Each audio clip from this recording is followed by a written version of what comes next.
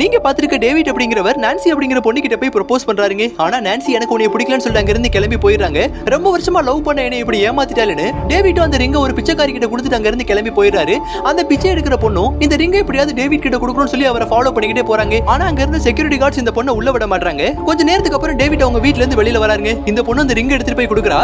ரொம்ப வருஷமா லவ் பண்ண பொண்ணை என்ன ஏமாத்திட்டு போயிட்டா, இப்போ இந்த ரிங் தான் எனக்கு முக்கியமானு சொல்லி கோவமா பேச ஆரம்பிக்கிறாரு. இதை கேட்ட அந்த பொண்ணு, உங்களை ஒரு பொண்ணு ரிஜெக்ட் பண்ணதுக்கே நீங்க இவ்வளவு சோகமா ஃபீல் பண்றீங்க, ஆனா நான் டெய்லி பிச்சை எடுக்கிறப்போ ஏகப்பட்ட மக்கள் என்ன ரிஜெக்ட் பண்ணி போறாங்க, அப்ப நான் எவ்வளவு ஃபீல் பண்ணணும் அப்படின்னு சொல்றா. இதை கேட்ட டேவிட்டும் பயங்கர சோகமாயிராருங்க. கொஞ்ச நேரத்துக்கு அப்புறம் அங்க இருந்த ஒரு பார்ட்டி ஹால் முன்னாடி நான்சி அப்படிங்கிற பொண்ணு வேற ஒருத்தர் ஹக் பண்ணி கிஸ் பண்ணிக்கிட்டு இருக்காங்க. இதை பார்க்கவே டேவிட்டும் நடந்த விஷயங்கள் எல்லாத்தையுமே அந்த பொண்ணு கிட்ட சொல்றாரு. உங்களை இப்படி நம்ப வச்சு ஏமாத்துற அந்த பொண்ணை எப்படியாவது பழி வாங்கணும்னு சொல்லி அன்னைக்கு நைட் இவங்க ரெண்டு பேரும் ரொம்ப ஃபேன்சியா ட்ரெஸ் பண்ணிட்டு அந்த பார்ட்டியால் உள்ள போய் ஹஸ்பண்ட் அண்ட் வைஃப் மாதிரி டான்ஸ் பண்ணிக்கிட்டு இருக்காங்க. இதை பார்க்கவே நான்சியும் நம்ம பிரேக்கப் பண்ண மனுஷன் அடுத்த நிமிஷமே ஒரு அழகான பொண்ணா பார்த்து கரெக்ட் பண்ணிட்டான்னு சொல்லி ரொம்ப சுகமா ஃபீல் பண்ண ஆரம்பிக்கிறாங்க.